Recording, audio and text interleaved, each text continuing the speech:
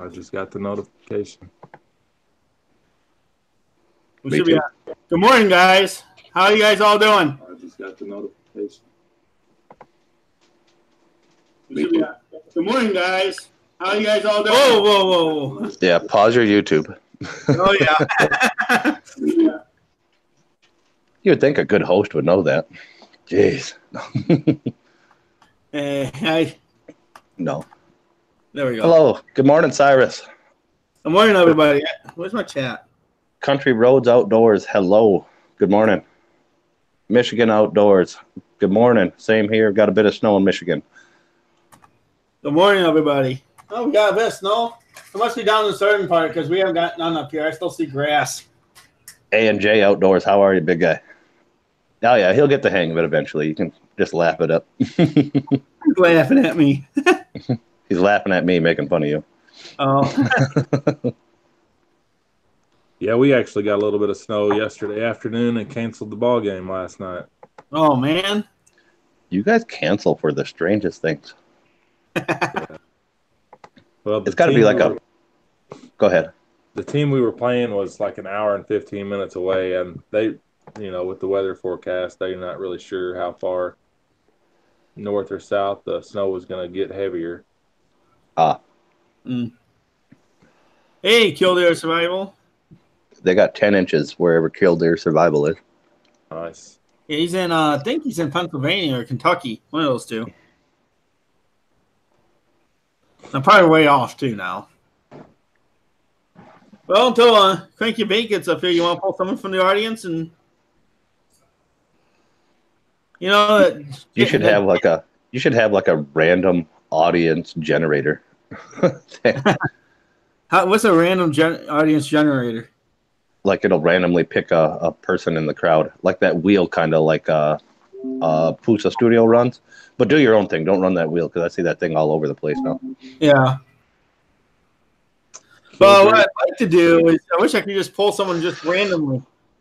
Wish I could click on someone's name and put them up here. Do you have an Alexa at your house? Oh, there's all Yank Ur Crank's on stuff. And he gets up here, guys. This is Yank Ur Crank's social medias. I'm going to disable that till he gets here, though. Congratulations on 2K, Lacey. Yes, congrats. Congrats. That is an awesome barrier to cross. Yeah. I laugh because she's like blowing you guys out of the water every day. Is she? Yeah, she pulls away further and further from you guys every day. I don't know about that. Yeah, watch it. Now that I said it, you will pay attention to it anyway. Now that I said it, but yeah, she started all at 1,600. Now it's at 0. Yeah, and now she's blown past 2,000, and you just hit what, 1? Oh yeah. Yeah, she's a great moderator though. She helps out a lot of channels. I see her all over. She makes her rounds. Oh yeah. So how about we get J0530 up on panel? There you go. Yeah, let's get that guy up here. Yes, just put my brother up here, guys. Maria, the Dancing Queen, good morning. Pam's Great Outdoor Adventures, good morning. Nightbot, good morning. Is like, nope. Georgia Walker Family Vlogs needs 125 guys. Hey, A&J Outdoors, you want to come up here for a bit? I like A&J Outdoors. It's good co-host.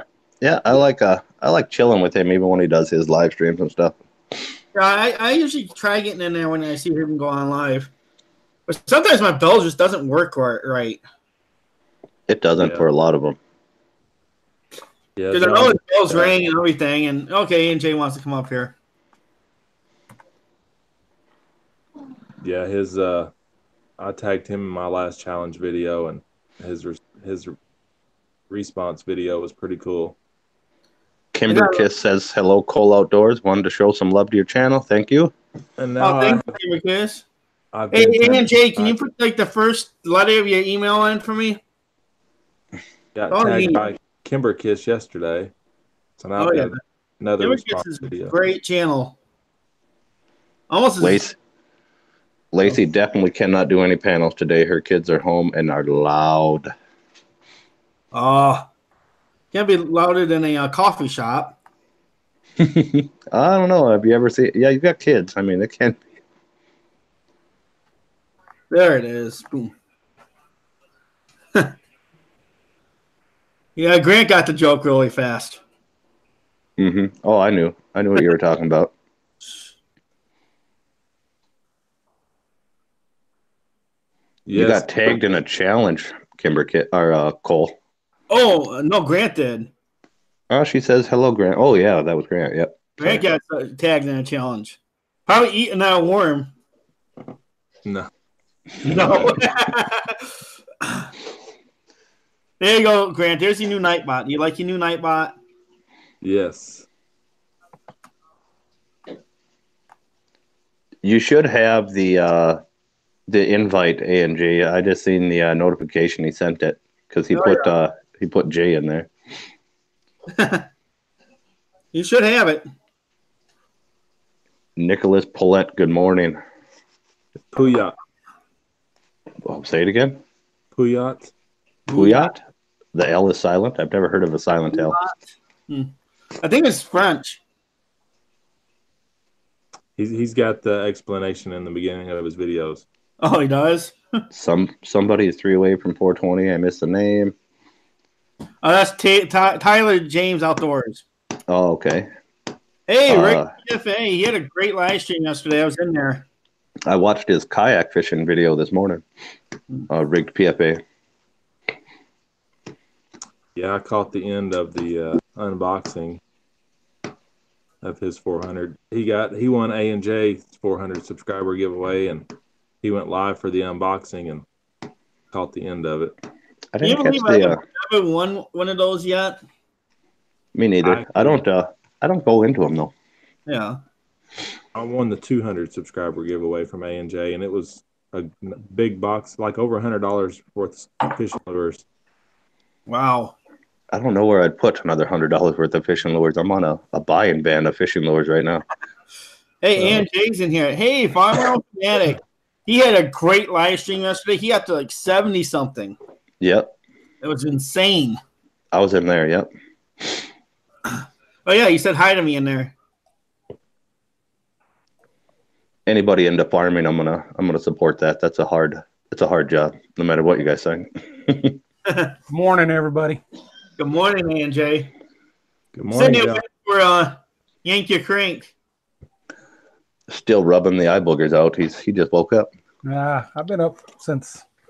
Well, I got up at 5 something, and it's 9 something here. Yeah.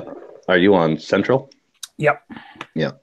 I figured so. Down in Texas, you're right straight below me. So yeah. Yeah. Y'all love fishing down in Texas. Rocco, good morning. Hey, did you see them play that challenge yesterday, A&J? The minnow challenge? No, I did not. Don't play it. He cheats. How do I cheat? Hey, Rick. I think if you didn't know the answers either until we all answered, it'd be all right. Oh, I knew. Someone could have just told me I could have done. You want to try A&J and see how you do? What is it? Tell me about it. You got to identify the bait fish that he puts up on there. Little different minnows and stuff like that. Oh, crap. Can I just identify it as bait? Yeah. That's what we tried that. He wouldn't let us do it. Yeah, I would fail miserably, I think. We have shad down here, and that's about all I use. Maybe some pin perch or picky perch. Yeah. But if you're going to compete against me today, I knew all the answers from yesterday. So you're going to have to compete against Grant. You're going to have to go against Grant. I'll put them in a different order. I'm game for anything. I can fail miserably. It's okay. Yeah. Oh, we did. We failed miserably. Yeah. We were just making up names as eventually as we went. We'll do it. I don't want to do the same game 2 days in a row. Who's booing us? Rosie Darkstorm. Oh, is that boo for us or? No, I think she's saying boo, like boo. I'm here. Like a ghost. Yeah. Good morning, G20 Strong. Yeah, I haven't been able to figure out who to call the winner yesterday. Because there's a tournament of champions small for the week. Tournament of Champions, huh? Yep. Put together like 4 different identifies. Cool. Yeah, it's Dolphin hard for me to Outdoors. catch Good a morning. show during the week just because I'm at work while you guys are doing it. I can on breaks I might pop in for a few minutes just to say hey and throw a thumbs up, and then I gotta get back to work. Yeah. Kind of what I do too, and they always ask me to come up here, and I'm like, I don't think you guys are even going to hear me over the grinder grind and feed for cattle. Like you guys thought the coffee shop was loud. Let's get by some heavy equipment going. Well, that might be pretty interesting just to show everyone what you're doing. G Money Strong's Outdoors is sitting in the goose pit. I'm jealous. Kimber Kiss is 6 away from 1.8. Wow, 1.8. Hey, everybody. Make sure you have the Kimber Kiss. Kimber Kiss needs 8 people to support her today to get her to 1.8. 1.8, guys. You heard that right. 1.8. As soon as she strolls through in the chat again, I'll click on her. I don't know if I have her. Yeah. I'm still going to show you Yank Ur Crank stuff because he has some pretty cool stuff. We're just going to give him about half an hour and then we'll move on. Good morning, Mike Dietrich. There she is. Yeah, I'm going to send Yank Ur Crank one more. She needs 2. Well, she needs 1 after I hit it. I hit it too, so she should be real close now. Yeah, she was at 1798 when I went in there. Yeah, I stayed with Farmer Fanatic right up till he ended it yesterday. It's a great stream over there, guys. If you don't know Farmer Fanatic, you're missing out. And you can get a lot of support over there in that neighborhood.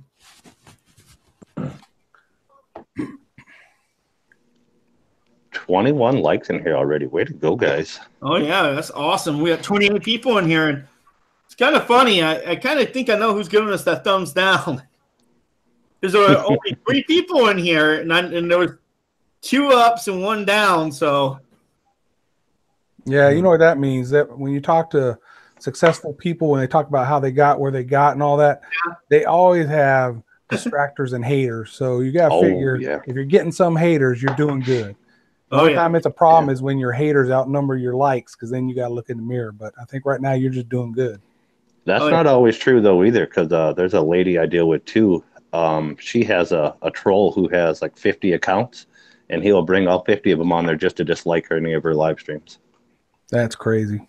Yeah. So she got raided once by Pusa Studios, and she had 57 likes from all of them coming in, and he decided to come in there and put 50 dislikes, and you know, it takes the drive out of you if you have that happening every time, every video. And Right.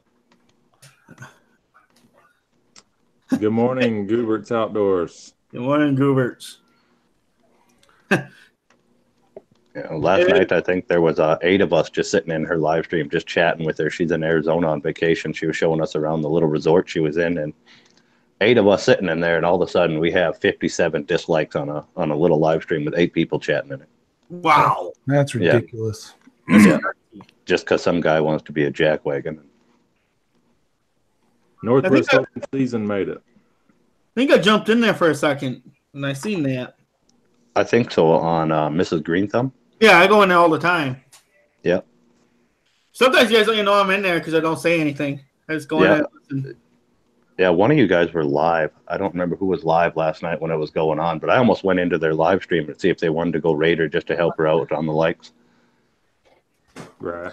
Yeah, Rig. What the deal with those hooks was, so I had my own online store for a while, fishing and hunting gear, and so I still have a lot of that stuff left. I donated a lot of it, but I had a lot left that I kept for myself. So that's what I've been throwing in those giveaways. That's why you won't find those packaged like that anywhere again now because I closed down the shop. But they're good hooks. Oh yeah, my wife was a little mad at me this morning. Know why? Our son has his own deer calls and stuff. He picked up his deer call at 4:30 this morning and was running around the house blowing the deer call all over the place. Went over by your head and blew it as loud as he could. Sean Smith, good morning. Rig PFA, good morning. I got you. Yep. No, Goldberg got 500. You got 300 seconds. Lacey whipping that whip. Oh yeah, Cracking the whip. One cast, one fish. Good morning, SPRO King Bass. What's up? BF Hook right below him. Mr. Rocker Blogs. Oh, Mr. Rocket Vlogs is in the house, guys. Mr. Rocket Vlogs, if you do not know anyone in this stream, they're all great supporters. And make sure that red button is still turned gray for you. I think they turn gray after you push them, right? I think it goes away. On my end, it just goes away.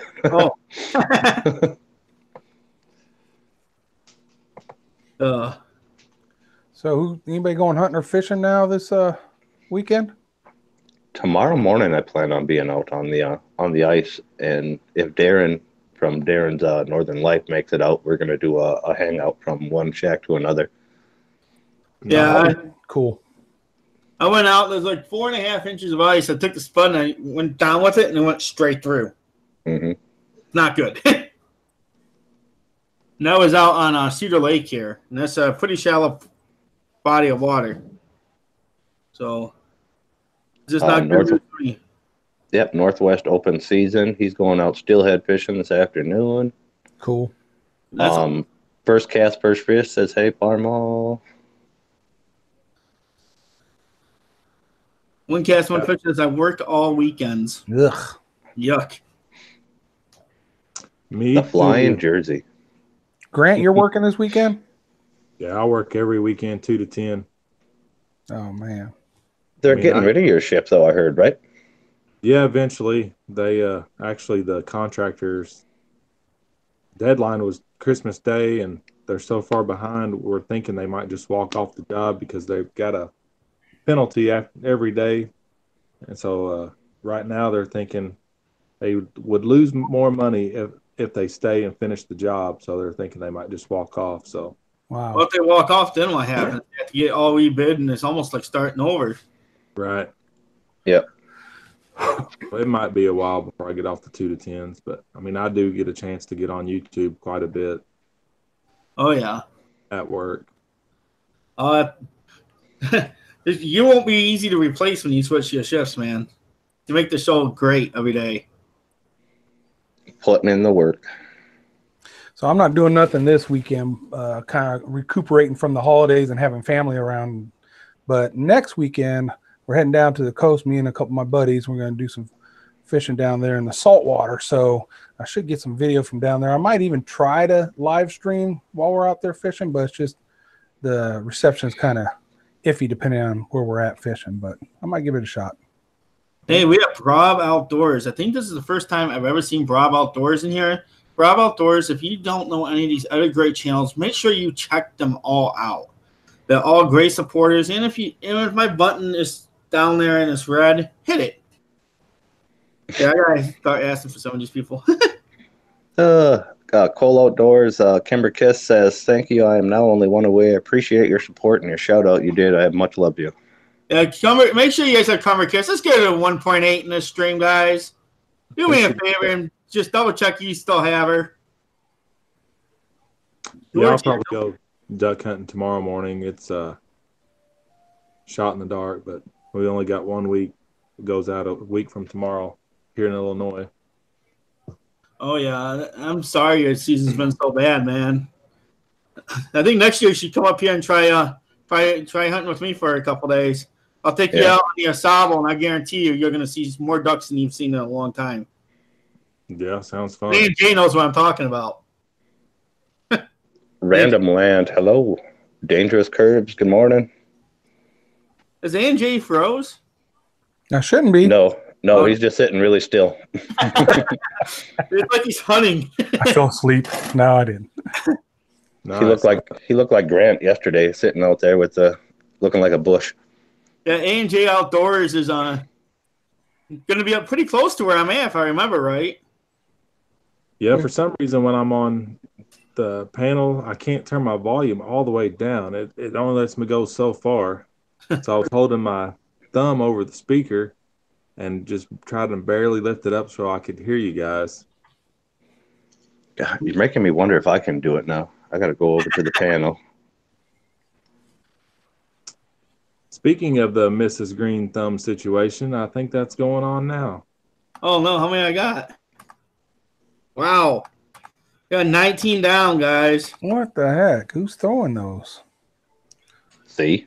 It's just random trolls. There's some guy who wants to be a jackwagon. And Yeah. Have any of you guys looked into what impact the thumbs have? It was my understanding a while back that it was interaction, so it was good no matter where they gave you a good thumbs up or a thumbs down. But I'm not. it is on that part and the view hour and the view time that you get, because it'll bring your views up on it. But it takes you out of the synchronization with YouTube to get your channel out and advertise to others. Yeah.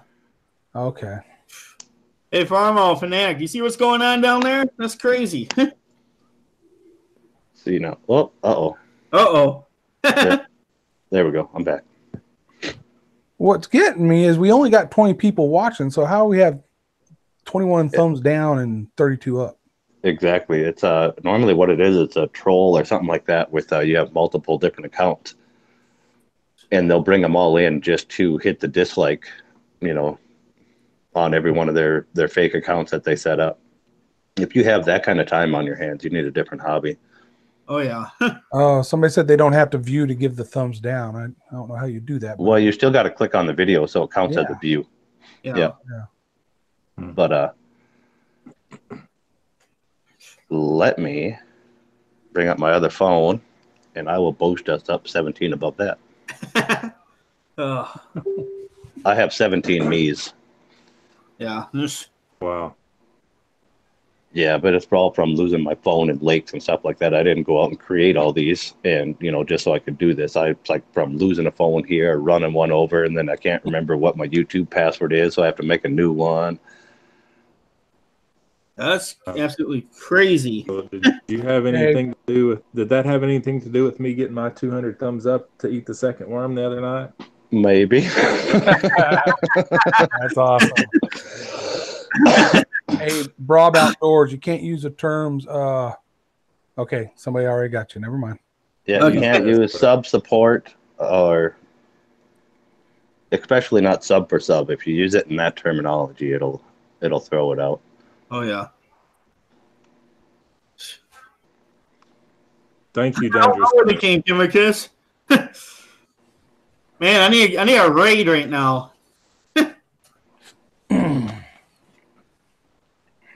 Yeah, I wonder where Yank Ur Crank is. He seemed pretty excited about coming up. Pooped on the carpet. All right, being outdoors. Yeah.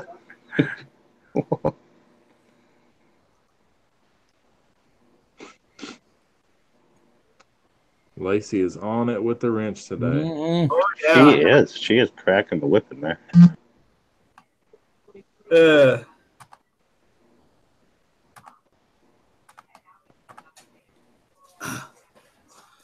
Yeah, I see that. Some interaction. Ask them some questions or something. Yeah. One cast So, one you fish. guys want me to go do a channel review? Someone want their channel review? Let's see. Let's put in a 6, and I'll go check someone out.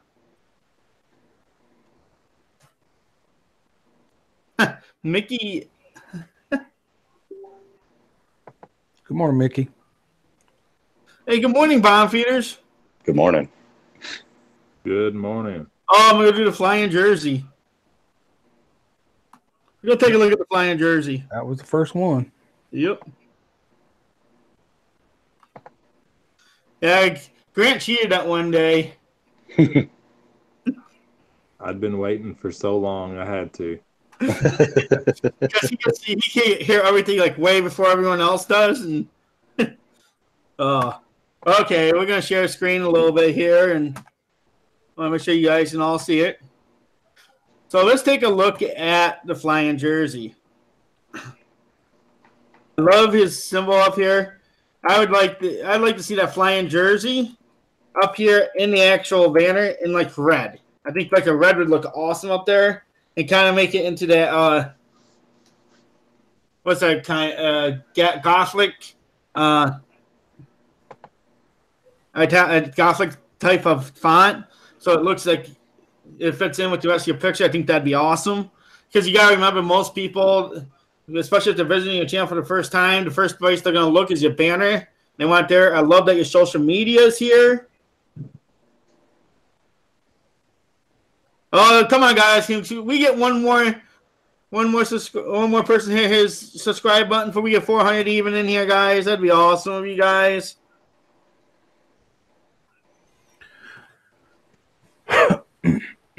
Okay, try to get your thumbnails. I did one on season 1, episode 1, where I showed exactly how to make a thumbnail. Because that's going to get up your views by 35%, because you have a 35% more better chance. Awesome, you got a nice playlist. Hey, I don't know Jay Drone. I'm going to hit that. I do know him.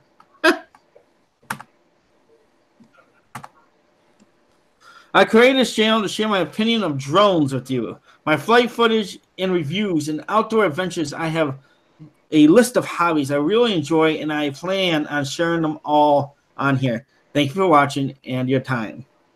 If I were you, I'd put the type of drone you have in there and try to make as many keyword searches as you can.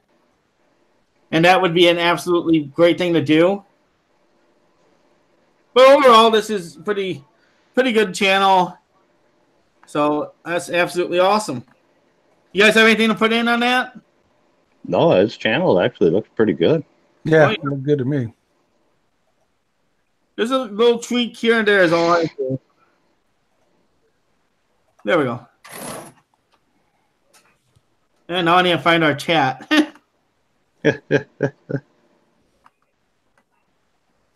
Bet he overslept today, guys. Oh, well. Yeah, I gotta get to the Amish store at some point today. If I can make that soup, but I don't know if I'm gonna get there or not today. But I buy all my spices. Big Mike.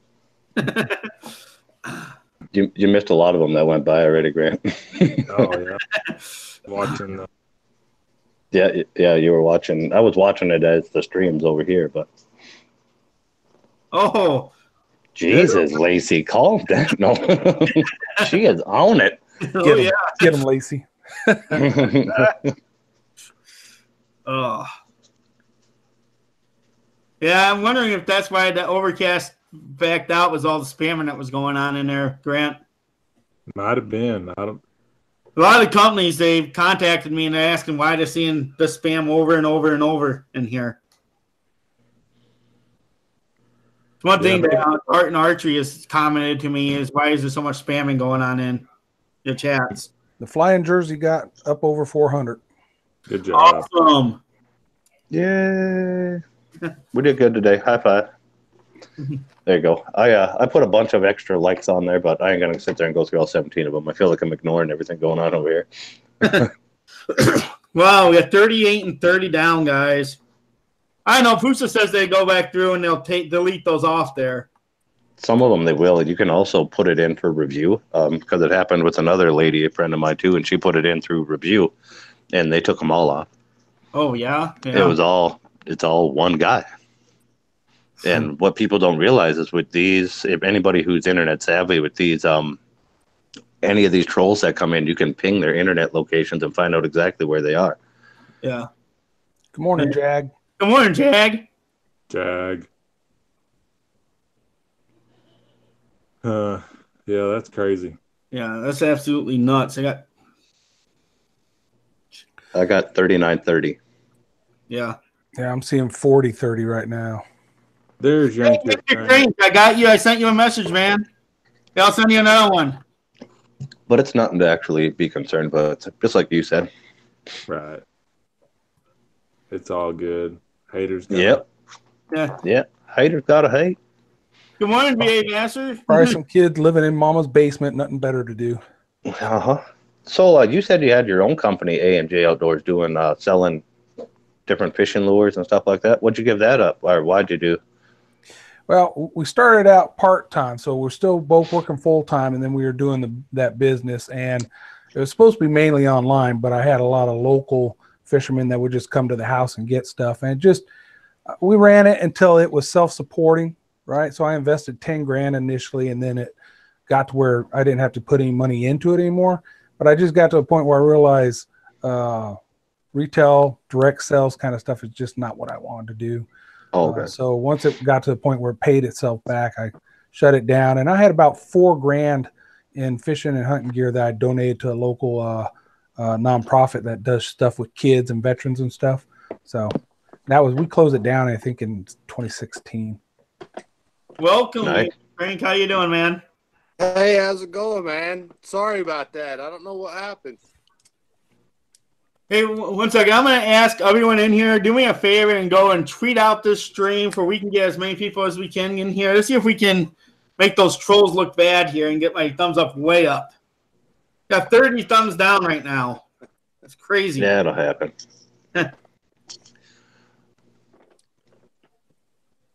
How's everybody doing? Doing great, man. So let me go turn on your bot. So everyone is Yank Ur Crank, where are you at? I'm in Oklahoma. Oklahoma. Did you get any of the big blizzard that shot down through there then? No, we this year we've had a really mild winter. Again, like we'll have it seems like 3 or 4 years we'll have a really mild winter where it doesn't really drop below maybe 30s, and then like every say 4th year, 5th year, we'll have like a crazy blizzard come through. Yeah. Yeah, you're just about like we are then the last few years up in North Dakota. Every 5-6 years we get just a crazy amount of snow. Yeah. Yeah, so yeah. Let's go and take a look at Yank Ur Crank, guys. Yank Ur Crank makes custom crankbaits, and he does some really cool work. So let me pull up his Instagram for you guys, and we're gonna look at some of the crankbaits he's made. I got tons of crankbait questions when we get back from this. Oh yeah, I mean I got lots of questions for him too. I want to see if he can identify those minnows. There's like so much about crankbaits that I don't even get on certain ones, especially like on Rapala, stuff like that. Like if you're running a number 8 head and all this stuff, like how do you know how far these things are diving? Like where do you guys pull this information? Well, so most generally, from the factory when you get them on the back of the box, it's going to tell you. But like from knowing from the slant of the bill, sometimes. Like on most of my crankbaits, I write it down because it's hard to remember. Even like years past, like on my tackle box, like I may put like with a Sharpie, like a little 8 or a little 6 or something on the actual bait itself, because it doesn't affect the overall, but it lets you know, okay, this is a mid diver, this is a deep diver. That sort of thing. And that's what I didn't ever get with like, a number 6 bill. That's going to be a deep diver, number, and higher it goes, it runs shallow or top water, it's skimmer. Yeah. Yeah. I haven't got the Rapala Bible, and I started using that because it gives you a lot of information in there. But it's really, it slows down your fishing time. And when you got to sit there and flip through that Bible real quick, find it. Yeah, it definitely will. And the other thing too is like, even if a bait says like its potential is say maximum 6 feet depth, well, if you throw it on 8-pound test versus 15-pound test, you can get it a little deeper. Yeah. Okay, Yank Ur Crank, let's go take a look at your Instagram and take a look at some of the work you've done. I'm gonna put I think it's here. Let's play Diamond Dash. Oh, here's that's an awesome jerkbait there. Is that a soft bait?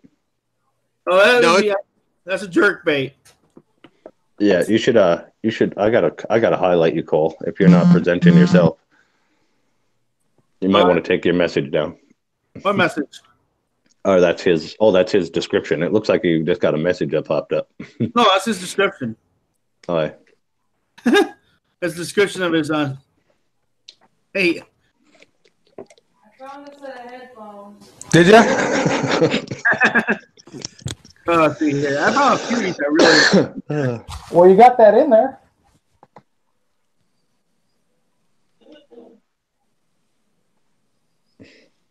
Yeah, he does soft plastics. He does hard baits. Does crankbaits. Go ahead and get them. I'm looking for walleye shiners here as you're going through. That's custom swim baits. They're not that big though. Yeah, the two swim baits in there, one's 6-inch and the other one's 8-inch. This one here is So you end up painting these, right? I haven't yet. Those are those are molds, or those are not molds. I take that back. Those are the start of what's going to be a process. Like I just made it to see if so that's going to go into production. Basically, that's the best way I can say that. Okay. So off of that then, are you 3D printing it and that's the mold off of that, or? Yeah, so more or less what I do is I take off of that wood carving. Mm-hmm. I'm gonna make its own mold. Then I'm gonna take that and make sure it's 100%, like that it's that mold itself is perfectly symmetrical or whatever and swims the way it needs to, and everything's level and works out well.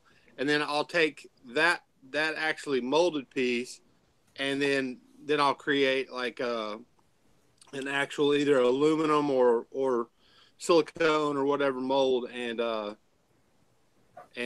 put those into production. So do you create the aluminum mold then yourself? No. I have to go. Oh, to a okay. machine It's got to go to a molding company. Yeah. Yeah. And then you got to give them like what your resolution has to be, and then the higher resolution you want out of the piece, the more expensive that's going to be, right? Yeah. Correct. Okay. Correct. It's that's one reason it hasn't come out. I'm thinking about maybe just doing them with silicone this year, just to come out with them. And that's kind of where I've been on the fence, because like crankbaits, a couple years ago we looked into doing or actually, well, it was last year I looked into doing crankbaits, and unfortunately the best option's going overseas. It just is. Oh yeah. It's going to be way cheaper. Yep. Yeah, it's not necessarily the process of making it and designing it, because that's cheaper to do here. Yep. Is to design it, get your all your stuff up, and then just do the actual production over there. Yeah. They don't have to pay the labor costs we do to make it here. Yeah. Yeah. So we have this is all. I love this crankbait right here. I think it resembles a crayfish quite well. Yeah. Crayfish looks like to me. Yeah, that's what it looks. Yeah, that looks like a northern pipe getter. What you're doing is you're driving it down there and you're making it force it into the rock and you're making it deflect one way or the other. So my question is, how well does the bills on your crankbase hold up? I haven't had any problems with the bills. Now I will say this, that like all the ones that we got in, I had some problems with some of them, but that was just them not running true, and that's a big deal. But I would separate those out; those never have gone out. So basically, I mean that's really it. I haven't had any problems with the bills coming off. They've been a lot stronger than like I know on the Mega Bass Jerks for a while they were having an issue where you could throw one, hit a rock, and the bill would just pop off. So let's talk. So when you're tuning your crankbait to make it run right and left, and how does that end up weakening the bill any? No. I mean, I haven't found that it does. When I tune them, because you're not really. you're not really tweaking. You're tweaking with the wire, Yeah. not so much the bill itself. But I haven't found it to cause any problems. Now, I will say these baits that we've had made were manufactured by somebody in the United States a while back, and we no longer have that manufacturer. But out of those baits that we had, the one thing that I had a problem with, and that's why we don't have the manufacturers, we started getting baits that we got a lot of baits that he sent me about 300 to 400 baits that didn't run true, and the whole bunch. Wow. So you test every one of these? I did, yes, at the time I did, because I had some big fishermen that were actually using some of the baits and stuff, and if I didn't, that was my reputation on the line. Oh yeah. So what kind of hooks are you putting on these? Are you putting? I put mustad triple grips on all of them. Good hooks. So you start with really, really good hooks on there. Because the Yeah, first thing I do when I go to a store is I take off the hooks that are on my crankbait, throw them in the garbage. yeah, yeah. That's true a lot of times. Yeah, I mean, really, there's very few baits that I found out there that have good hooks straight from the factory. I mean, well, and most of this is because they're coming from overseas, and it's just like, it's kind of ridiculous, but like when I started checking into getting baits made here, like, so one of the things, like to make an aluminum plate, I got quoted for 10 baits. I got quoted $100,000, just to give you an idea for a plate that has 10 baits on it. Yeah. So for the people who don't know, can you explain tuning? BNN Outdoors. Yeah, he's been killing me. He's been hitting all kinds of jokes. Yeah, I like to cast these $20 cranks into the rock piles and buy 2 of them so I can lose them both. He was also hitting on your Nightbot too. Yeah, he was flirting with Nightbot back there. Yeah. Okay, but Yank Ur Crank, can you kind of explain to everyone what how do you tune your baits? Because I don't think a lot of people understand tuning and why you do it. So there's different reasons to tune a bait. The main reason is so over time, like when you're throwing a bait out there, especially a crankbait, the wire line tie that you tie onto on a bait, when you hit rocks and everything, it can actually make the bait to where it doesn't run perfectly straight. Like if you hit rocks, if you hit docks, anything that deflects it, it can actually bend that to a certain point, or you catch fish. Over time, it can walk basically to the left or right. And so that's one reason to tune it. Another reason to tune it is like if they come from the factory and it won't run straight, you would want to tune, and then the last thing's going to be like it's a personal preference. Like, so say you're fishing docks and you want to throw down the side of the dock and you want to run that bait underneath the dock, you'll tune it to go underneath the dock. I've seen that. See, a lot of times I'll have one tune to go left and one tune to go right just for that reason. When I'm fishing out on one tree, I'll cast on one side, run it into this one, then I have to pick up my next rod on the other side of the tree and cast the same exact bait on the other side and run it in there. Yeah. Yeah, I know a lot of people that do that actually tune them for that specific purpose, and it works out. When we tune them, you're talking about just that little piece of wire right on the bill, then. Yes. Yeah. The little eyelet that's on the bill, whether it's on the bill or on the front of the nose, like on a square bill, either one of those are, and you basically just, you don't really, like, you don't bend it a lot, like very little at all. You bend to the left or the right, and that's the way. Yeah, it's just a real light tweak.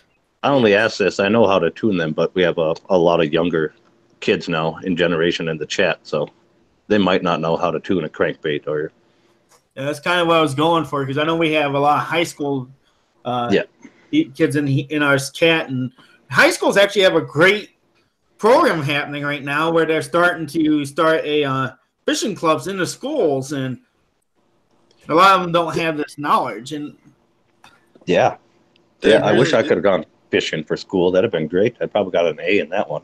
Yeah, that's one I've of those been things that if you at a point where you want to donate to something local, maybe some old fishing gear or something like that, check those local schools that have those fishing teams because they can use anything you can give them. Yeah. Good morning, So, Recycle Dude. I oh, picked my sorry. butt. So, Yank Ur Crank, would you consider yourself an expert in? Since you're making crankbaits, would you consider yourself an expert in bait fish? No, by no means, no. Oh, did you see the show yesterday? I heard about it. I didn't get to see it. But I did hear about it, that you guys were asking people about bait fish, and that the majority of people were getting them wrong. Yeah. Well, I'm gonna pull it up, and we're not gonna do that little thing here. I'm gonna talk about how you try to make your crankbaits match the hatch. So Okay. we're gonna pull up different bait fish real fast, and we're gonna talk about when you're designing your lures, how you're trying to match your actual fish that you have. So right here, the first one here, this is an emerald silver or Yeah. shiner. Yeah, a silver shiner. Do you see how a lot of times when I'm fishing my crankbaits, I'll go along and I'll see where the bass are chasing them up to the surface or whatever I'm targeting, and I'll notice I've got an emerald shiner there, and I'll try to pick my crankbaits to match the size and color of the bait fish. Yeah, I mean, absolutely. Like if you see, a lot of times, especially if it depends on the season, but a lot of times too, especially if you see what's in the water around you, and you can see those jumping, or you can see them laying dead on the surface, where it looks like they've been either regurgitated or something's happened. A lot of times, I'll go off of that, and that's how I'll choose what bait I'm going to throw for the day. Doesn't always work out that way, because sometimes they're on a different pattern, but Yeah. But especially if you see them blowing up on them, then you know. It's like, Yeah. if you guys are wondering why you need different colored crankbaits, this is why. You see how this one has that dark green on the top, and you see that little bit of blue in there. That's why a lot of times I'll actually use a green crankbait with a white bottom, and I'll put that blue line in there with a Sharpie so I can try to closely mimic this. yeah, that's another thing too that I was Am I going still to say is, everyone? No, I'm not. Here you go, man. Now you can see it. if you actually get, like, if you have baits, like say factory baits, even, I know a lot of guys do this. You have factory baits from the store, and say it's a shad pattern and it doesn't fit what you see in the water necessarily. A lot of guys carry Sharpies with them. And they'll color different color Sharpies, and they can run those Sharpies and basically use that. Like they can draw like a yellow line if there wasn't a yellow line before. They can color in the backs. I've had baits actually come to me that are painted. They literally look like a clown. Oh yeah. See, one thing which I don't see a lot of places is I haven't really found a good sucker crankbait. Do you know of any place we can find a good sucker crankbait? I don't. Well, I mean, because that'd be absolutely awesome for like Muskie and the Northerns up here. Yeah, I mean, I think with that you just have to have it painted up. To be honest, there's some things that look. I'm looking. I apologize. I'm trying to get my computer up, and I'm having technical difficulties over here. That's all right. It happens to the best of us. But yeah, I mean, you could probably find something similar to that in a stick bait of some kind. Yeah. But the problem with the stick bait is you can't really get it to reflect off the wood or anything, because a lot of times crankbaits are reaction bites. So That's why I've been trying to find a crankbait that was shaped like a sucker for a long time for that reason.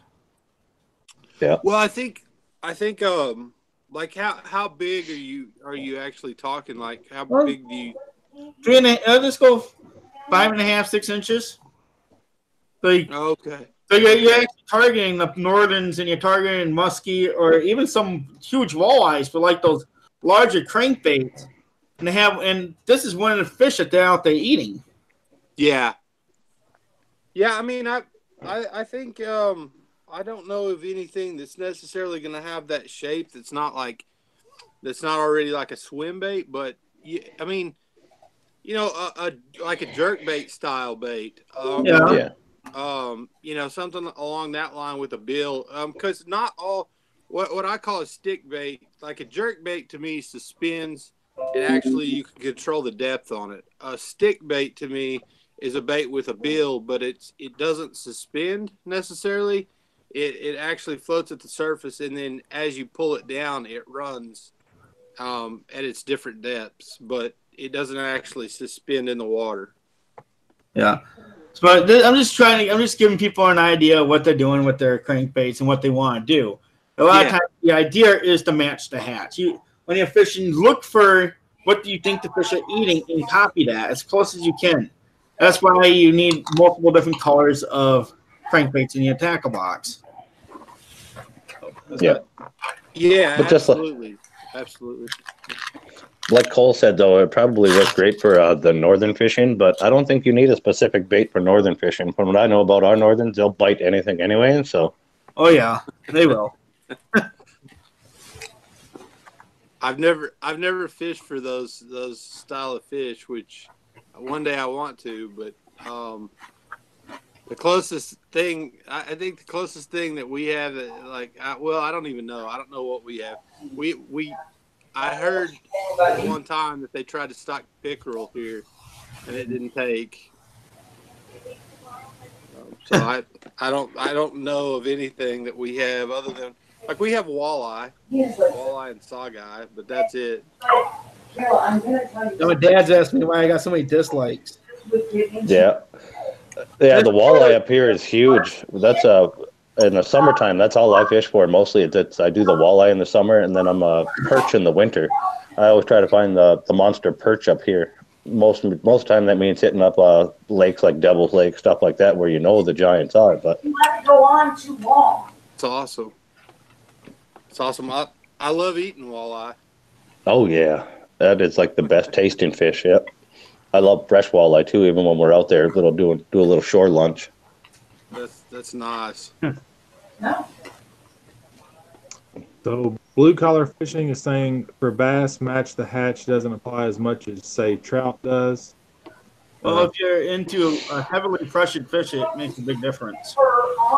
That's my experience. Farm All Fanatic said something about the difference in the water conditions. Yeah. A&J Outdoors, is your wife yelling at you? She's yelling at her daughter on the phone.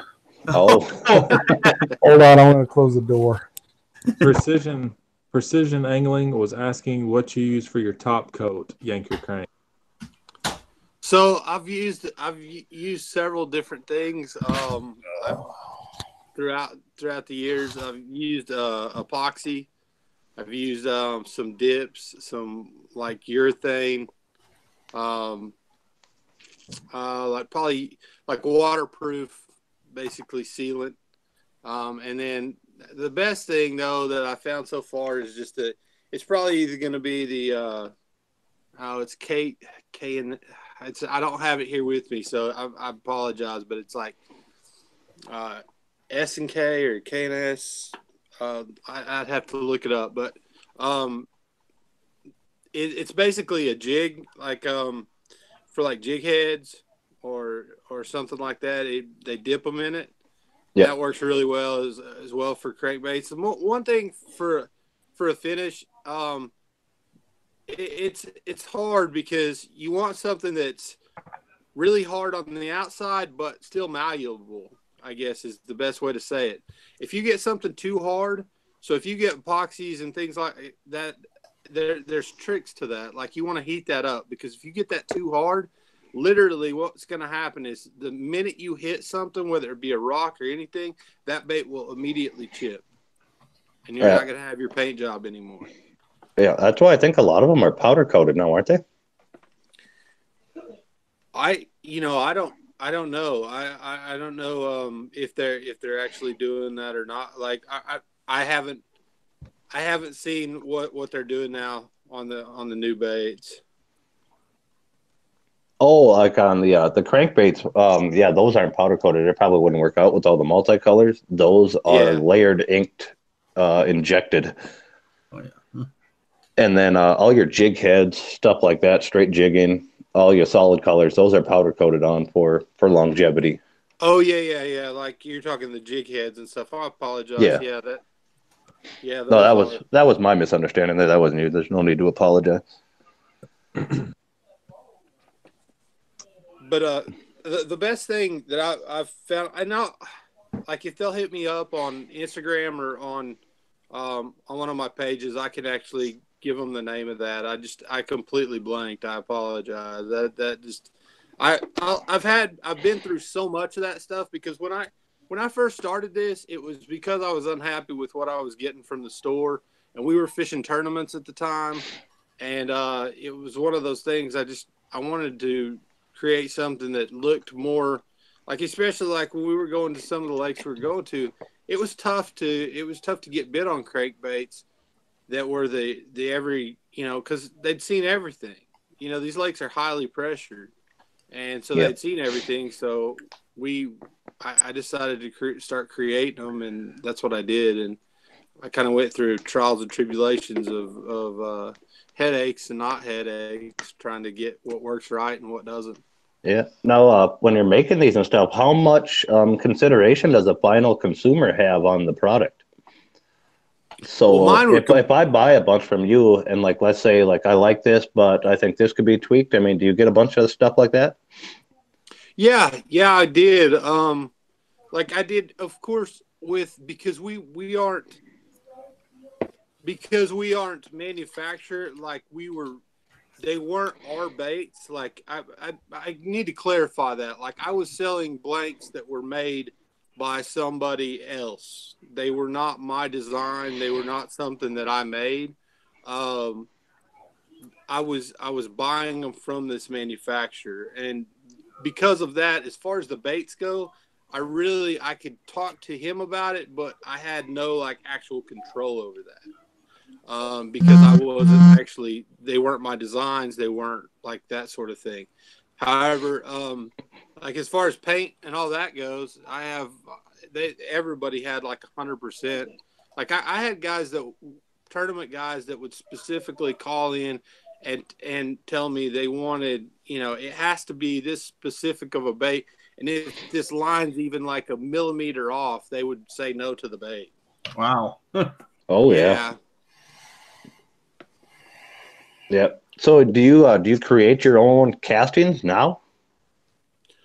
I am in the process. The big swim bait that you saw, that's going to be my first thing for 2019. That's going to be the process, is to start putting those back out first, because right now it's just not an option for me to go overseas. The amount of money that it's going to cost. For the and I do have crankbaits designed up, and those will be 3D printed up this year. I'm going to be testing those. I've already tested the wood ones, and I've got a square bill that if I can get that done in the next 2 years, I'm saying that's a if I get it done in the next 2 years, I'm going to be happy with that. Yeah. What happens to the wood original mold when you're done? I usually hang on to them. Yeah, I was gonna say, do you keep them, and then is that if you have to make more blanks, then you can use the original mold? Is that the? Yeah. Because each mold can only do so many, right, before it deteriorizes the mold. Correct. Yeah. Especially with silicone. Silicone will eventually break down, like where aluminum, you can keep making them over and over again, but also aluminum, they just want a lot of money here for that sort of thing. Oh yeah. So how many baits a year do you make? When I was at my peak, when I had the company up, and like I was doing all the tournament anglers and stuff, and going to shows, I was making probably like 400 to 500 baits. I would say every 3 weeks to a month. 400 to 500 baits every month. Wow. How long does it take you to make one? I had it down to a process to where it's like 5 minutes or less, but some of the stuff you're seeing me do now, especially on the internet, that's not 5 minutes. It takes a little longer. Wow. But I made my own stencils. I made all that stuff, and especially for the patterns that were like, if it was a specific crawl pattern, I'd make a stencil for it just because it's faster. And of course, those are just guidelines. To me, stencils are guidelines. They're not the end product. So, yeah. So one thing which I have noticed is if you're out there and you're fishing, it's best thing to be. It's just a little different than the other crankbaits around you, especially if you're fishing heavily pressured water. See, sometimes I'll put a line here or there, and just to make it just a little different. Does yours all run about the same when they're ordered, or do they act a little different from each crankbait? No, every crankbait's gonna, and I even think I even find this from the from like if you go to the store, like say you go to Bass Pro or you go to any like big retailer, and you go buy baits, everyone's gonna act a little differently. Now you can get two that are. I'm not gonna say that you can't get two that are the same, but that's the whole key to like a lot of times with baits and stuff, and what makes baits so collectible and why tournament fishermen especially will go crazy over certain baits is like, to give you an example, the wiggle wart, pre-Rapala wiggle wart. That is a bait that a lot of people really love. And the reason they love it is because it was a flaw in the design that once you got it cranking to a certain speed, that it would like kick off and do some weird stuff. And that's what caused the reaction bite and caused them to really hit well.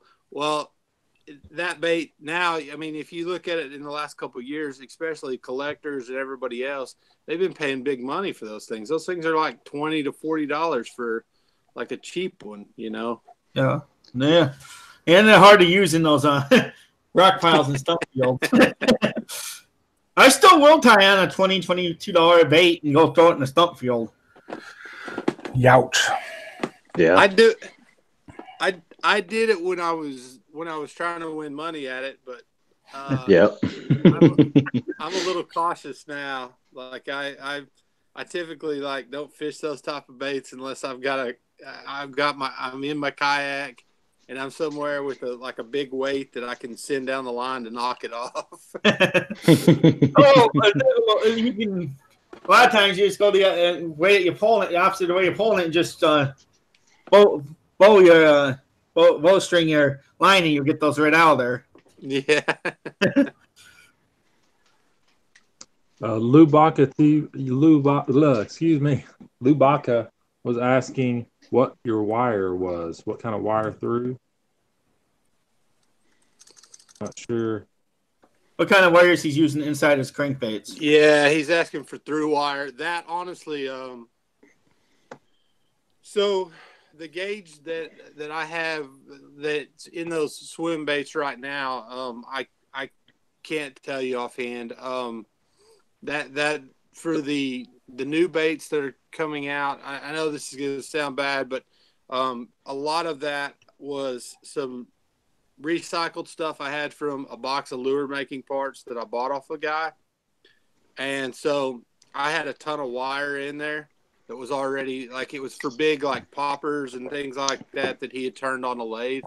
And so I can't tell you the gauge. When I get home, I can actually tell you the gauge, but I am away from all that stuff right now. That's going to change manufacturer to manufacturer from what I learned. That's kind of each manufacturer uses their own specific type of wire, either from regular carbon wire to copper wire filament to stainless, depending on what you want to pay for that lure.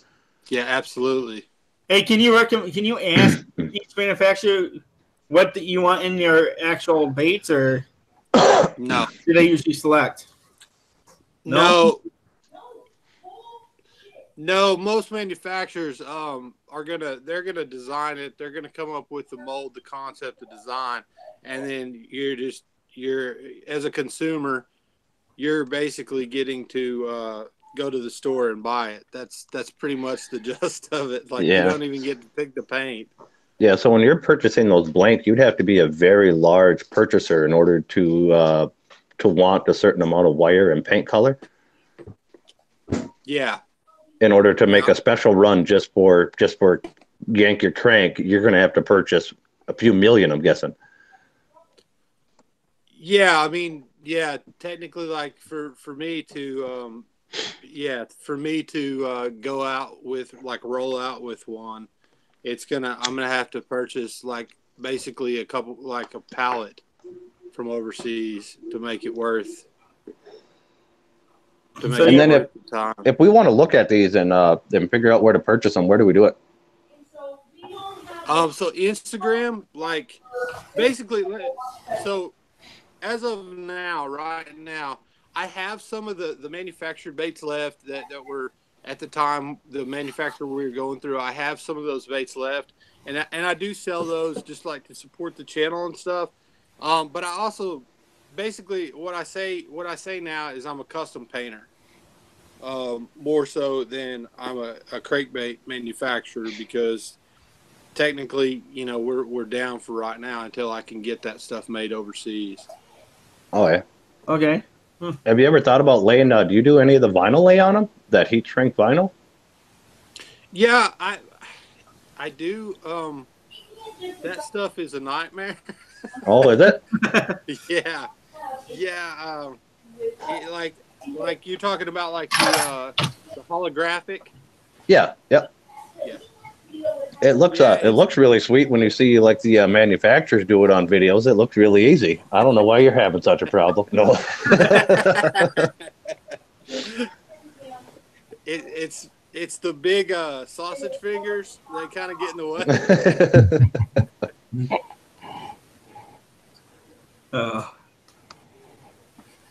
So then, if you do the holographics, you've got to order that separate, or I don't suppose there's a way you can really make your own holographic image to go over it, is it? A lot of no, like if you're looking for holographic, a lot of the baits that I have, when I was ordering the baits from, they were actually doing the holographic on the baits. So I still have some baits. Like I've got some wiggle warts that are holographic. I've got some jerk baits that are holographic that already have the holographic on them. Oh, yeah. Okay. I was gonna say, because if you can order those as a sleeve, as a big spool of it, because I'm guessing it's a sleeve, it just go over it and you heat shrink it down like you would heat shrink for tubing.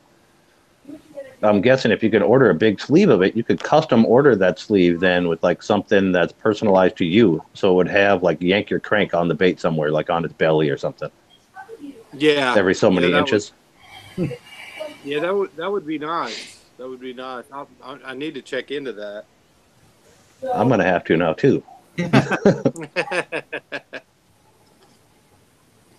lot of the stuff I found, like, even if it's like some of the stuff that I found that like you would think would be cheap, ends up like when it's all said and done, because it's just like packaging on lures. Like a lot of people go to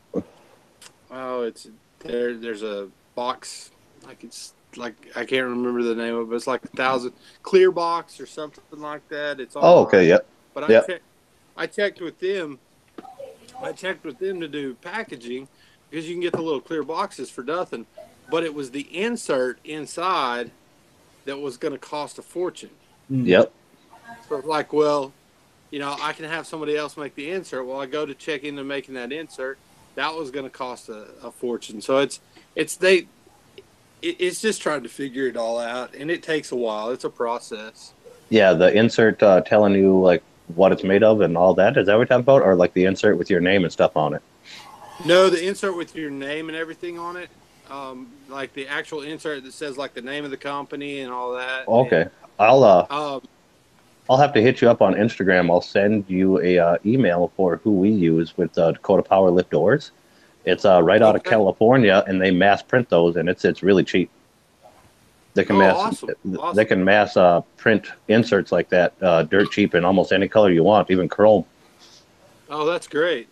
That's great. Thank you. Yeah, thank you very much. Yeah, all of that stuff was a process, and it was just trying to figure it out. And I know a lot of it comes down to who you're associated with and how you can go, But we had a bad run of it for a little while, trying to find that stuff. And then when we did find it, it was just I started getting those baits, and that was kind of the end of it. So if you had to pick one color and one crankbait and one style, which one would it be?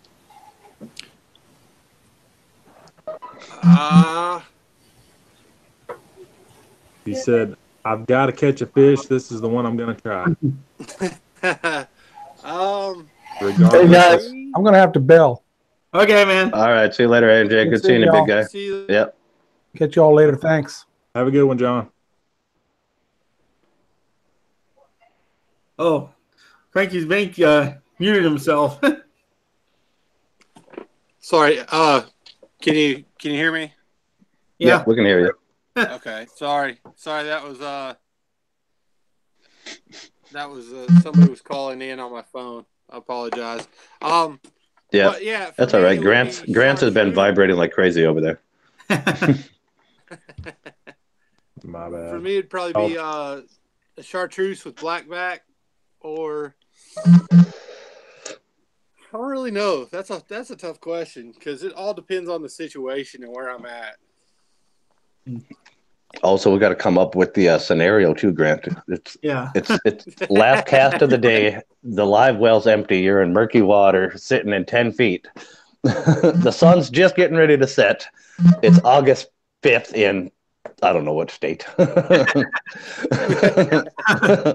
just ask for crankbait. I mean, what's your favorite style of crankbait? But by far, I like square bills because they're fun to fish. But probably my favorite is going to be like I like the thin style baits, like the like a pencil like bait, a Little John, or like Little Johns or things of that nature, where they're really narrow, flat-sided build baits. What do you prefer to fish for? I like running. I fish for bass. Okay, man. That's literally the only thing. Like, I tried walleye last year, and I'm not very good at that. I figured out. That's very good at. That's what happens to a lot of walleye fishers that can't figure out how to catch them. They move to bass. Yeah, yeah.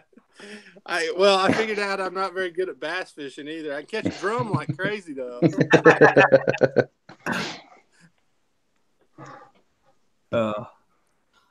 Yeah. We troll a lot of bass up here. It's a lot of bottom bouncer rigs and stuff like that, or for walleye. I mean, that's how we pull a lot of ours in. When I was in Kansas, that's what we did. We did a lot of that with we did it with they're like little spinners, like almost like swim bait heads. Yeah, they're Yep, spinner baits on like a 3-foot leader line. We run double hook, single hook, and you can change out the spinner head. And that's awesome. Oh, guys, I think we're gonna hit 100 dislikes on this video, guys. All right. Awesome. Somebody's hating for sure. Oh yeah. I haven't refreshed it to look at it. That's crazy. Yeah, we hit 100. Guys, if you are talking to me in the chat, I cannot see it. So if they're talking to me in the chat, I apologize. Me and Grant have been taking the questions down as they come across for you, but Grant's been beating me to the punch on asking them. I've been watching them too. Yeah. Thank you, because I can't see it. This computer's driving me nuts. I still got to edit today, and it's going to drive me nuts. I can already tell. What's your favorite kind of crankbait? Mine? Everybody. I love my square bills. I love my shallower Square bills. rainbows. Yeah, I like an 8-foot. Anything that'll run about 8 foot. Normally, I try to stay into about a perch color, especially if I'm targeting walleye. Because we'll run about 12 to 13 foot depth. So I like to run about that 8 foot on about a 10-pound test. And I'm back far enough. Yeah, I know. I'm just going to have YouTube review the dislikes after this is over. So no big deal. Yeah. I don't really. Ralph Barton runs. Go ahead. Yeah. Oh, sorry. I don't consider them necessarily like crankbaits, but the top water are probably my favorite, like the big one knockers and the Heddens Zara spooks and the walking baits and things of that nature.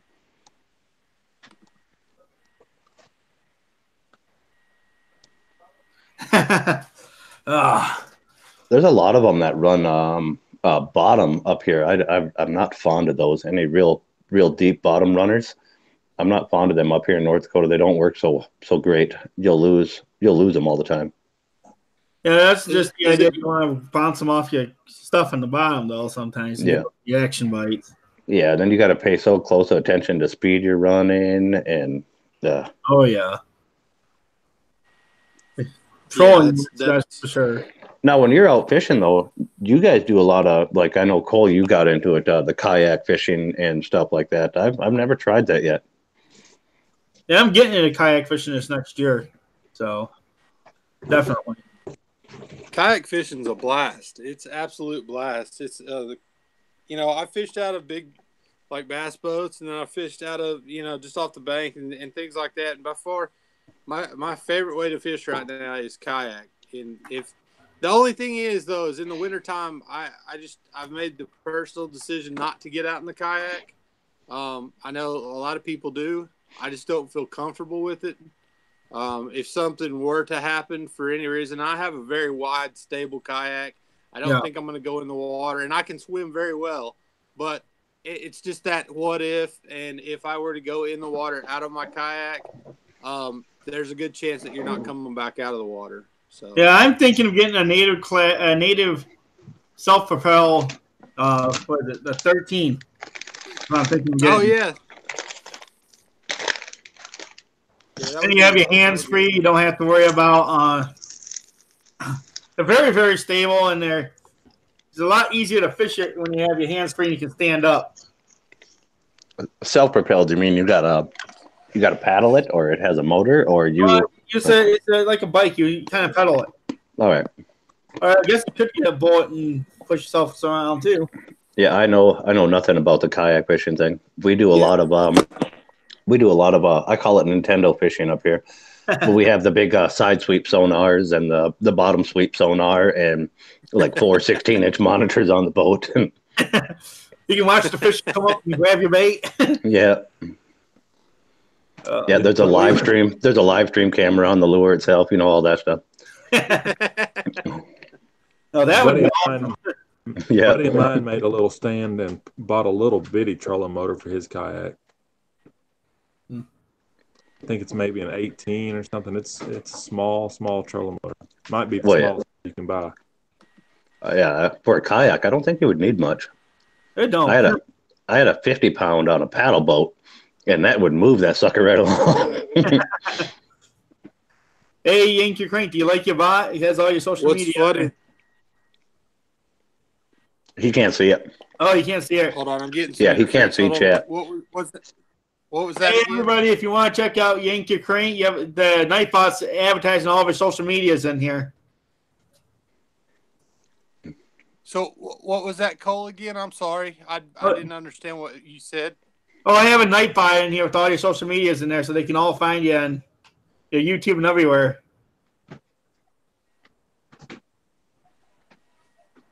Oh, okay.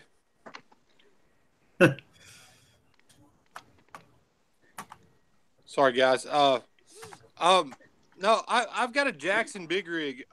When we're talking about kayaks, I've got a Jackson Big Rig. It's 14 foot long, and it's like 39 inches wide. Oh yeah, I was looking at actually getting one of those, and But you have to paddle it, and I have a bad back and shoulder. That's why I'm doing the pedal. Yeah, I mean, I really wish I had a pedal versus the paddle, because that one becomes a actual boat. Like, Yeah, imagine the wind just pushing you all over the place. Yeah. Yeah. Yeah. Only thing I've ever dealt with kayak fishing, we went fishing off a shore. Even after we bought our boats, I haven't done a lot of shore fishing after I owned a boat, but we went fishing off a shore, and we were floating off of the bottom, probably about 6 inches, putting your weight up, and then just having a floater on and coming up off the bottom about 6 inches, and just setting it way out there and just letting it sit.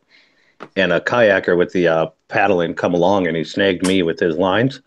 Well, I was running like 100-pound test spider wire, and I seen my bobber start to lift up on my pole. A trick my dad taught me: you pull a bobber down in between the strings, and as it starts to lift or it starts to drop, the fish is either swimming away or coming at you. And my bobber started to move, and I wasn't paying attention to the kayaker anymore because he seemed like he was past me, but his line was way behind him. And I grabbed my line and I pulled so hard I spun him right around in his kayak.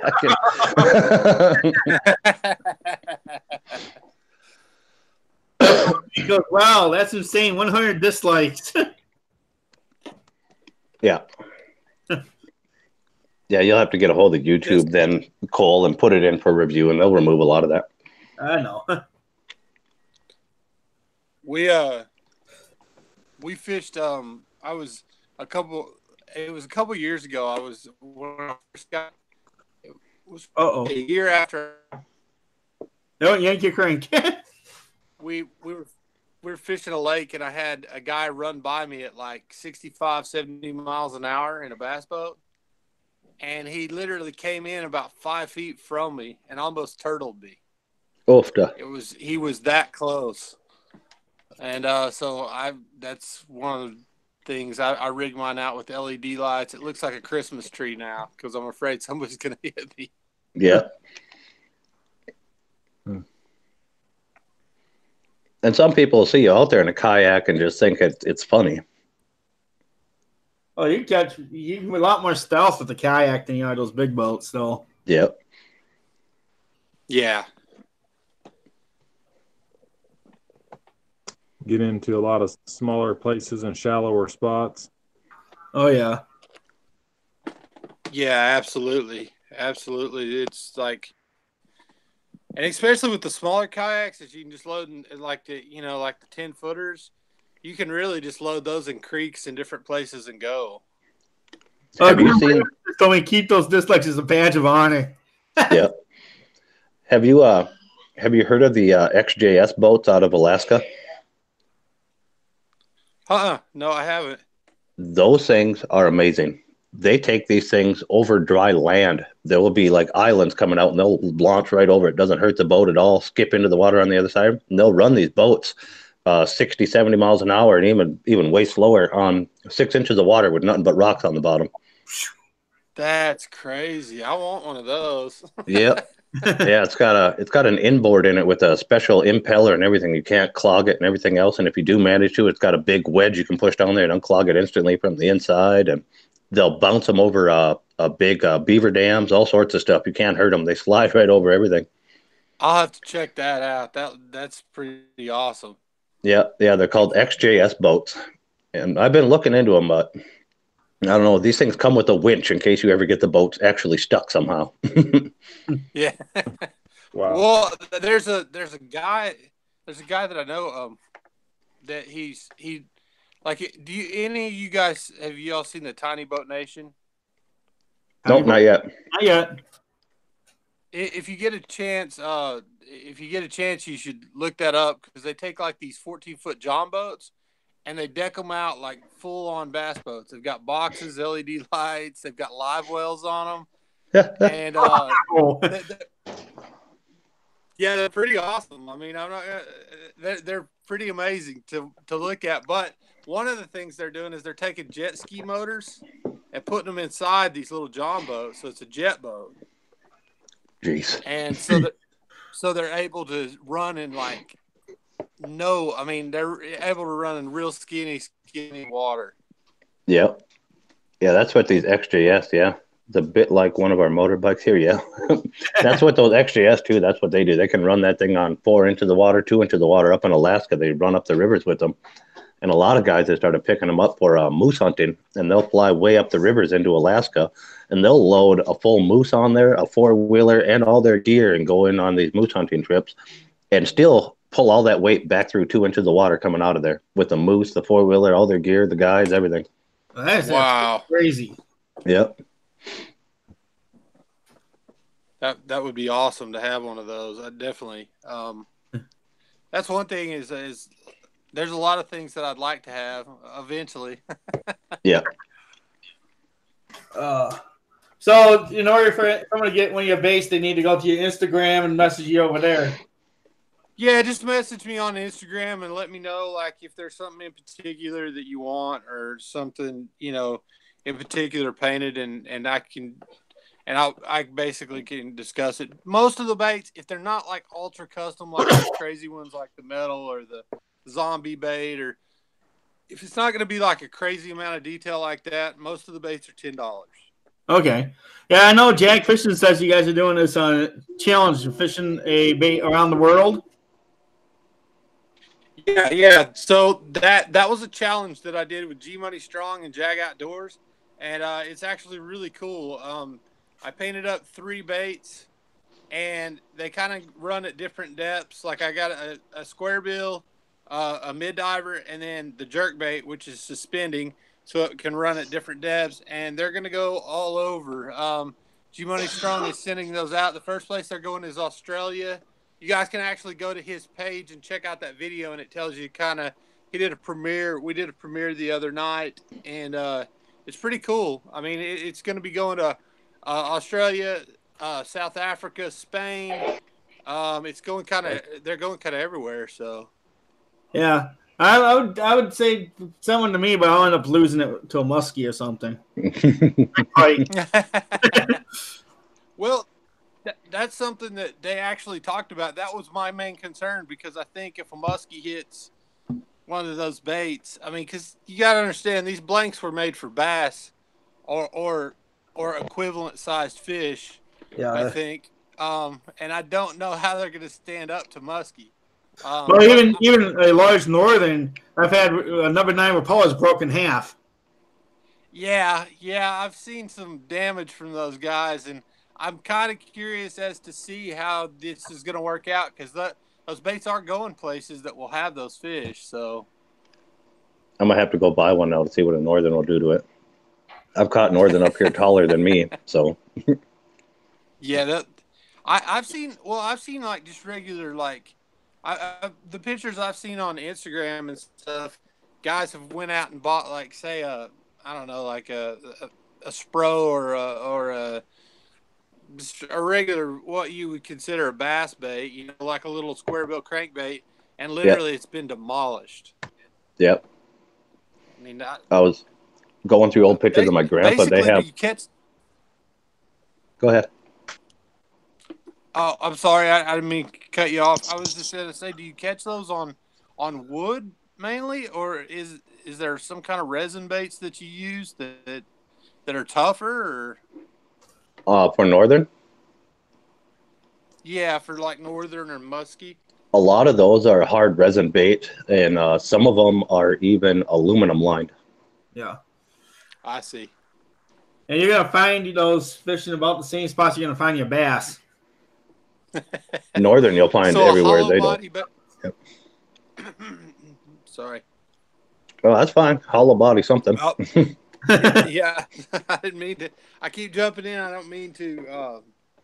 No, what I was going to say is, so a hollow body literally would then be smashed into pieces probably. Oh, yeah. Yep. Yeah, so these baits aren't going to do very well. Oh, yeah, another thing you think about is when you send them to Australia, there's fish there that are even stronger than those pike and muskie. In South America, too. Well, they were talking about the other night sending them, like, going saltwater fishing with them, and I was like, oh, that's probably not going to be good. Oh, man. Imagine they getting hit by a tuna or something. I don't think it'll hold up with a tuna very well. Anything that big. I'm just saying. Yeah. It definitely is going to be interesting, though, and I think that's a good challenge. I think it's interesting that it's going to go to so many different that those baits are going to be traveling around to so many different fishermen in different spots, and I'm really excited to see what does happen. I mean, hopefully people will take precautions and try and keep the baits intact. But I know that there's no way, especially if you're fishing among those type of fish, there's just no way around it. You're gonna sometimes it's going to happen. Yeah, eventually it's going to get nailed. And one thing with those, if you have a big enough Norton or something that has real strong jaws, taking a crack at those hollow crankbaits, a lot of times they'll puncture them. Yep. Yeah. Yeah, they'll puncture them and then they fill with water and they don't run right. And yeah. Yeah, I can see that completely because, I mean, they are hollow-bodied crankbaits. That's what they are. They've got rattles and stuff inside of them. And yeah, I'd end up being that guy. I'd end up being that guy with one of those baits that go into some of these big rock piles and all, and just throw them out there and try to catch something out of the rocks. Yep. I've proven a few times already you can catch northerns on anything. They will bite anything. I've caught them on gummy worms, sour gummy worms, gummy bears, corn dogs, steaks. Oh, yeah, they'll bite anything. They're like, they're talking about my troll. Yeah. Yeah, we were out fishing the one time. We couldn't catch anything, and we were grilling steaks out there when we were out fishing. We were camping in the spot, too. But we just walked down to the shoreline, and we couldn't get anything to bite. So I cut part of my steak off and fed it through a double hook and threw that out there. And within probably 2 minutes, I had a giant northern grab the thing. Apparently, they like seasoned steak, too. So awesome. You're making me hungry. Oh, I would have bit that. Sounds good.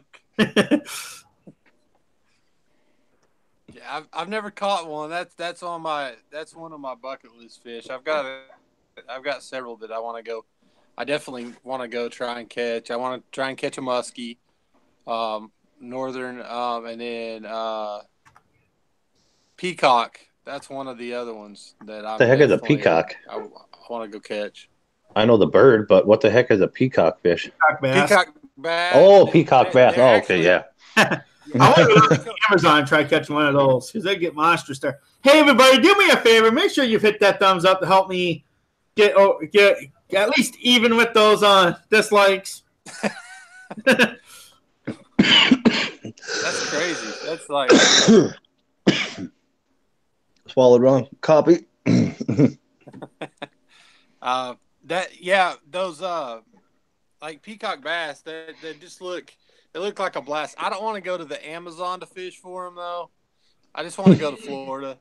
Yeah, well, monsters found in the Amazon. Yeah, I know they've got big ones over there. I just don't feel like being. I don't know. End up getting malaria by the time you get back here. Yeah. Yep. Go catch a fish that you may or may not catch. Yeah. Yeah, when I was in the Army, we had a captain that went down there and he stayed in this awesome resort and showed some of the pictures of the monsters he caught. He caught some absolutely monster. Good morning, Gil Skills. Good to see you. Good morning, Gil Skills. How do you like my likes, man? Can you make sure you hit them? Like in here?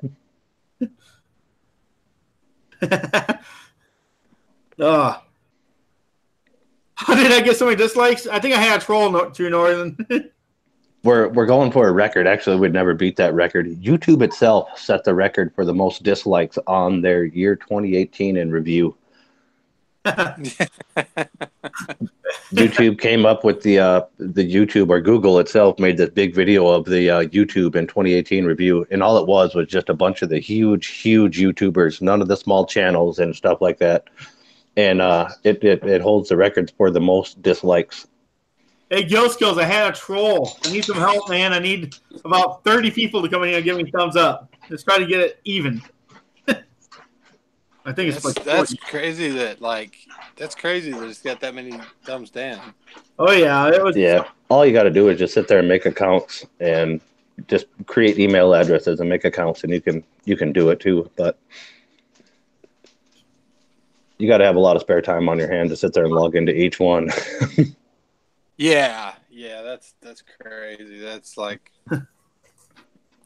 That's if you got that much time, find a hobby. Yeah, try fishing. Take up fishing. Maybe this is a hobby, guys. Yeah. Right. It might be. Oh, let's get back to crankbaits. Well, do you make anything besides these hard and soft, hard baits? Do you make soft plastics? I have a buddy actually that's doing the soft plastics, and that's where I get most of my soft plastic. Oh, who's your buddy? His name's Gavin Griffith. He lives not too far from me. Oh, okay. He doesn't have like an actual site up or anything. He's just started it.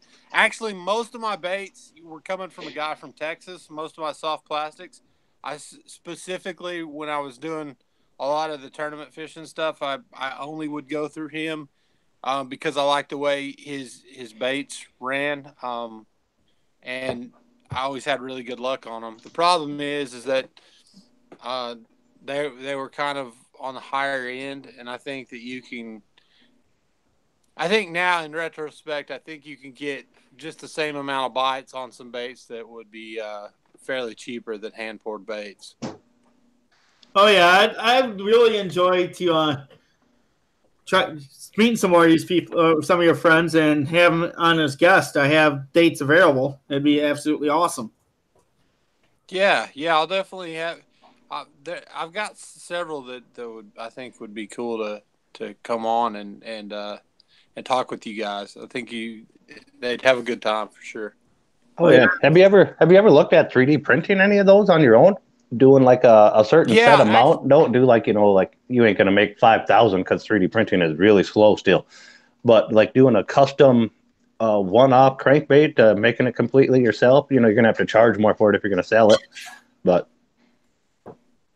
yeah, I'm actually this year I've actually got the 3D printed versions coming so this year I'm test running it's a crankbait that I made, and it's its own deal. I've made several of them out of wood. I know that they work 100%, that they're solid, but I'm going to print them out in 3D and plastic, see if the buoyancy and that I've got the air cavities and everything right. Those are going to be tested, and then once they're tested, then that's what I'll go into production with. But yeah, I'll be 3D printing some up this year.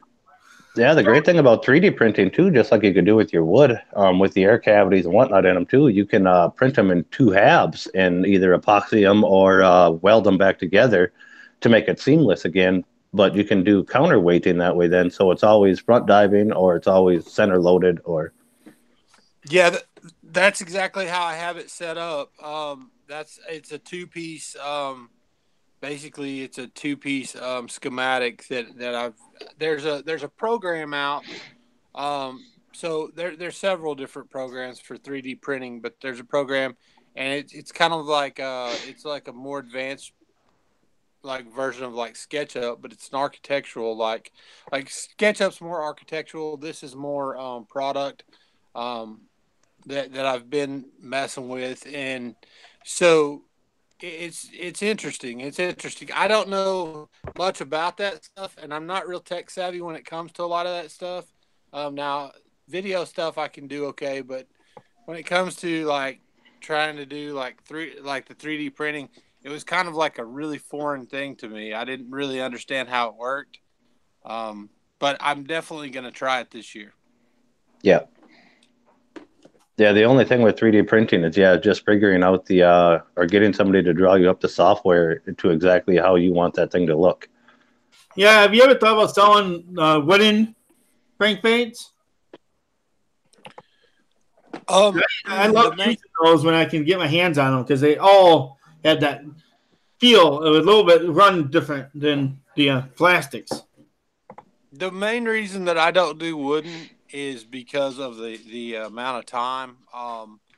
Like there's guys that are really good at doing woodwork and can manufacture those fairly quickly. I am not that guy. It takes me a while with wood. You don't have a CNC You don't have a CNC 5-axis wood machine yet? What's wrong with you? yeah, yeah. I mean, it's 2018. Why not? Yeah. Yank Ur Yeah. Crank Gil said hello. Yeah, he said hello a while back. I'm sorry, Gil. Yeah, hand carving them. If you sold them all hand carved, yeah, that could be an expensive lure if you put all the time and everything into it too. That'd be like a $75 lure. Oh yeah. You want to know something that's really funny? Is I know several guys that make wood baits that they actually like hand carve them out. And they make their own wood baits, paint them up, put bills in them, glue them, and everything. And they're selling them on eBay for like $5.99, $6. Wow.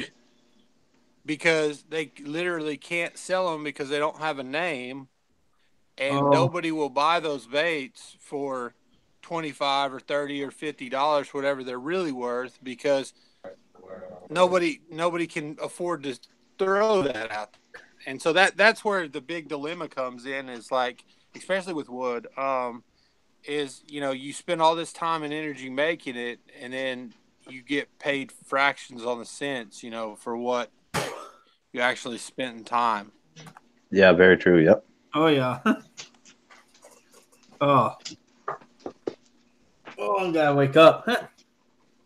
Yeah, something like that. You'd pretty much have to enjoy doing it because of the time and effort put into it. Yeah, it's definitely a love for you know, whoever does that. I love painting. And I love creating the crankbaits, but I don't love mass creating the crankbaits, if that makes sense. Like, Oh yeah. I can only imagine sitting there painting 1,000 lures up. Can you imagine doing that? Sitting there all day long, just sitting there hand painting these. So I had a show 2 years ago. Do you think you need to be up here? I had to have 800 baits for, and I painted 800 baits for the show. That's crazy. How long did that take to paint 800 baits? It was like a month. At the time, it was roughly a month, because the type of paint I use too is not your regular like water Createx and stuff like that. I use actual. It's more like auto body paint, and so I had to do it outside, and you can only spray that stuff so long before you've got to really take a break. Oh yeah.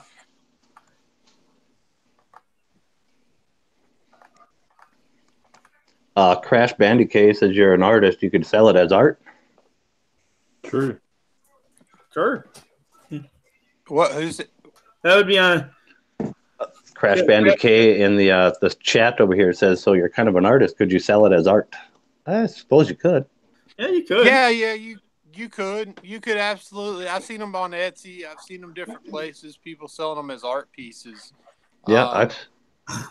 So I have a question for the person starting out. Where would you recommend that they buy their first baits to paint up? I know Jan Craft is a great place to go or whatever. So me personally, if I was going to go like for a blank, to like any of the manufacturers are going to be like, here's the thing, here's kind of the problem, the woes, the ups and downs that I have with a lot of the manufacturers that are the resellers of these baits, is that so a lot of the baits are all coming from China. The majority of all baits come from China, unless they're handmade in the USA, or something of that nature. A lot of people think they come from Japan. They are the majority of them are put together in Japan, but they do not come from Japan. They actually come from manufacturers in China, and they're all under like the same roof. So there's a couple manufacturers that create these. So really, it doesn't matter where you get your blanks. That's not a deal, because you're going to get good and bad. The only difference between companies like, say, Strike King or you know, I think they may still have something here in the States. I'm not sure, but the only difference between like, say, Mega Bass or Duo or one of those baits like that and the baits that you're getting online, the only difference in a lot of cases is that duo bait has been vetted by somebody before it came out of China. The bait that you're getting hasn't been vetted by somebody. So it may run great, it may not run great. That's the only difference. Okay. Yep. So a lot of times I tell people to go to Amazon, go to I think AliExpress is another great one that you can find some like really cheap, because there's no reason to spend $3 on a blank here in the States. That's coming from China anyways. That's where they're getting them. They're paying 80 cents a blank for them, and they're just marking it up, and it's going to be the same exact bait you're getting on eBay or Amazon or wherever. Can a guy order 5 blanks or something if he wanted to, though? Or do you got to order a mass amount of blanks if you want them? Well, you can order them one at a time. I'm sorry. The blanks you can order one at a time if you wanted? Yeah, you can. An unpainted so, blank, like, just...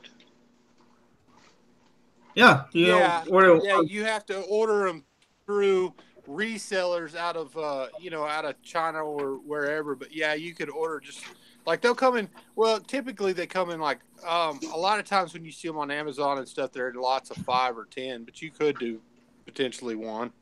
So a guy could order 5 blanks and paint it up himself if he wanted to and have like the perfect thing you created? Yeah, they could. Well, okay, so they could. Yeah, I mean, No, if you wanted to like create your own, because I make like my own spinners and all that kind of stuff now too, and we make our own bottom bouncers and all that, melting the lead down and stuff like that. So if I wanted to order, I didn't know I could order like 5 blanks and come uncolored, and I could do it myself. Yeah, you can. Yeah, you can, but now you can order 5 blanks, but they're going to be blanks that are already pre-made, pre-done. Like you can't order 5 blanks of your own, I guess, of your own. Like you can't make your own bait and then have them only send you 5. No. Yeah, I meant completely blank, and I paint them myself and everything. Here, hand paint them, whatever I'm going to do. But they'll show up uncolored and unhooked. Or maybe they'll have cheap hooks on them. That part doesn't matter. I'm just talking about the color. The body will be completely whatever it's made out of. Oh, they'll come with no hooks at all on them. Yeah. Oh, yeah. Yeah, and you can get those. There's a ton of resellers here. That like if you go to like the bigger resellers, that everybody's like, oh, don't get your baits here, get them here. The problem I find with that is that these resellers, they try and say that they vetted them, that they run truer. What I found from going through all of them, to be honest with you, is that's not the case.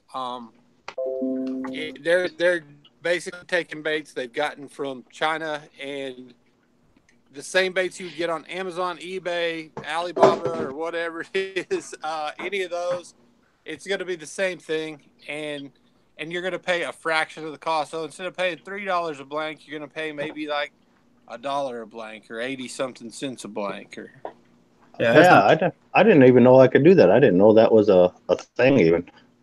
Yeah, I used to do it a long time ago too. I used to paint my own blanks up. Here, I've been wasting money buying $15 Rapalas and stripping the paint off them to make my own. Yeah.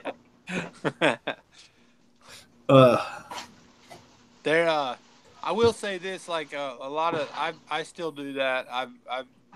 The baits I'm actually doing coming up. I've got some baits.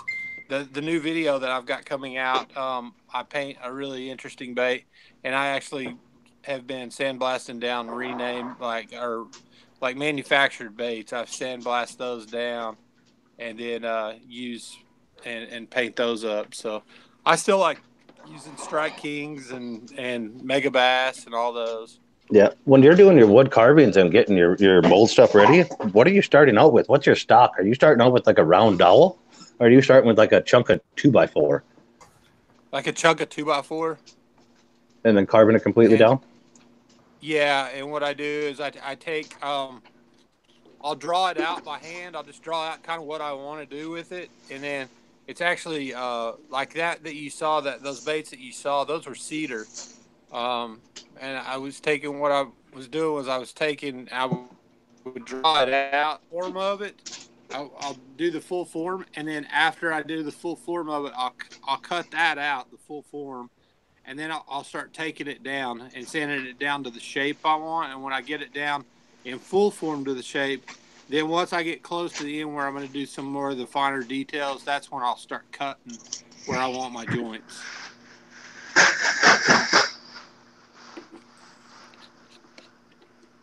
But I actually have a video of that one swimming, which I think it's starting out really good so far. Is that video on your YouTube account?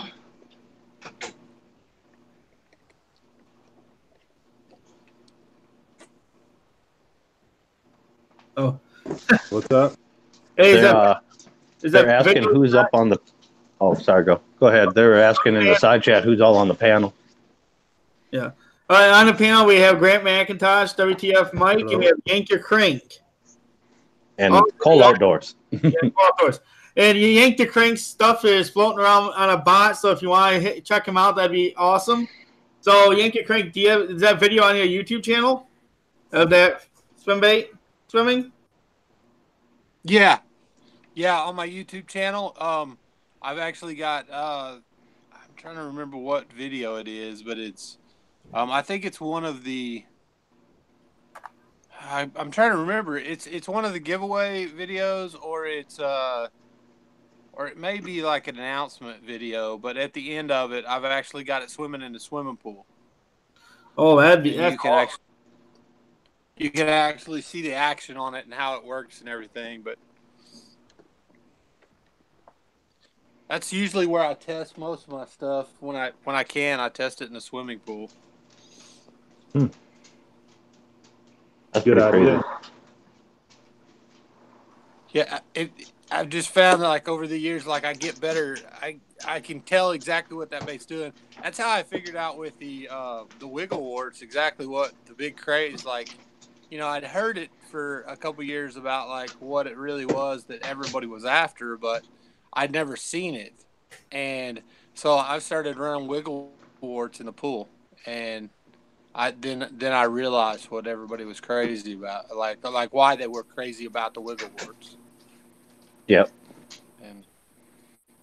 And I have tons and tons of old tackle. I might have to go look now. Oh yeah. See if I have any of those. Those wiggle warts are like crazy expensive too. The crawl pattern, like I think last year some of those crawl patterns were going for like $120. Whoa, I have a lot of those. And then they sold one that was up north. That was like when it was produced, it was up north, and it was some kind of, like, it was made for steelhead, but basically it's a blue. It's a certain pattern, but it sold last year for $4,000. Yeah, Dr. Franklin Stein stream said I 3D painted a lipless crankbait yesterday. It still needs to be painted now. That's awesome. I printed a 3D. Yeah, that's absolutely awesome. I mean, yeah, that's absolutely awesome. How much does that cost when you 3D print those? Does it get pretty expensive? It can. It depends on the material that you're using. It depends on the actual, like the plastic resin. Yeah, the resin that's coming out.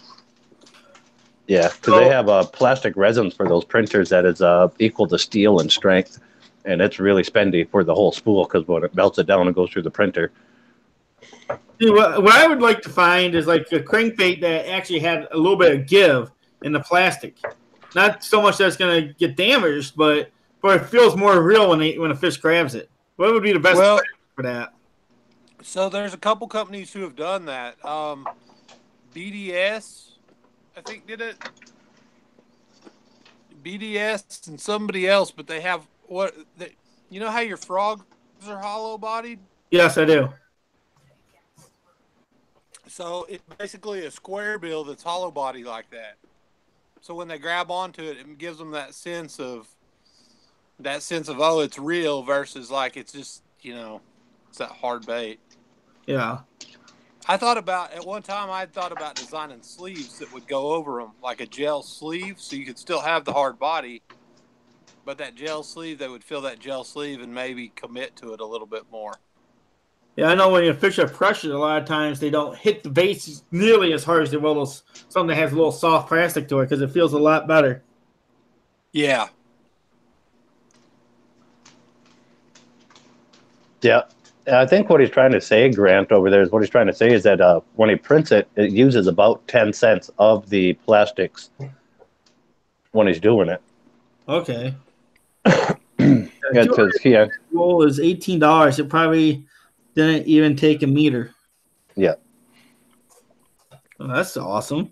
Because you can set them printers up too to make that thing as kind of as hollow and stuff as you want to, so you don't use as much. You don't have to make it solid. And they have softer, flexible plastics, hard plastics, carbon plastics. There's tons of them. There's even, I think now you can even get carbon fiber injected or infused plastics, and it's stronger than steel. And I've seen a couple guys on YouTube made a video with that stuff. They 3D printed the running gear for the rear end of a car and tried it out. That's awesome. That's awesome. They're doing some fantastic stuff with those 3D printers. When I was up at Garmin, there was a lot of they did a lot of stuff different. A lot of the guys up there. That's where I learned a whole lot about 3D printing and everything. And they even had 3D printers up there in the libraries, which was kind of interesting. I thought, like, you could go use a 3D printer in the library. Yep. Yeah, it better be a short program though. Yeah. Yeah. They make them now. You can adapt MIG welders to 3D printing. Wow. Yeah, you can put your MIG gun up on the big machine and hook your ground into the table and put your workpiece there, and it'll start 3D printing with weld. Oh, that's interesting. That's cool. That's really cool. Yeah. I know there's a ton you can do, and I know that 3D printers have come down in cost so much from what they were when they first came out. Because I remember, like, we checked into one for not for the fishing or the crankbaits, but like for doing some other stuff early on, and I think it was like $5,000 was the cost of the printer, which didn't seem bad at the time. But then they were talking about materials. It could be upwards of $40,000 because the materials weren't like readily available at the time. Yep. But this is like when 3D printing was still, and it's like, you know, its first phases. Yeah, when anything like that comes out in its first phases, it's outrageously priced because nothing in the industry is set up to make it easy. Yeah, and it has to be invented for that process. Yeah, and there's no competition. Yeah, and now if you raise the prices. Yeah, now if you had an extruder, now you could make your own plastics and everything all day long with just your empty milk jugs and containers you throw away every day. I've seen guys doing that already, extruding their own PPE plastics and stuff for 3D printing. That's awesome. Yeah, that's pretty cool. That's really cool. And it beats injection molding.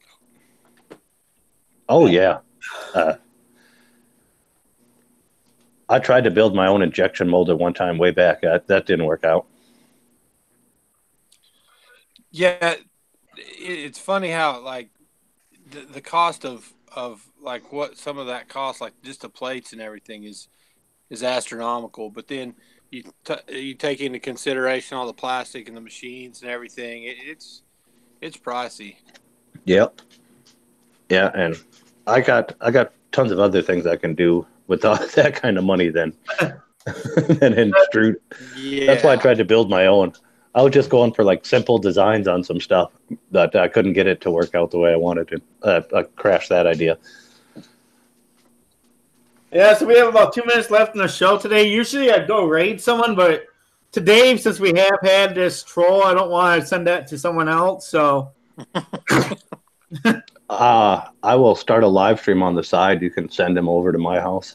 That way I'll be able to pick up the IP address off of my big tower. Okay. So that way we can get his home address and his license plate number and what he's driving.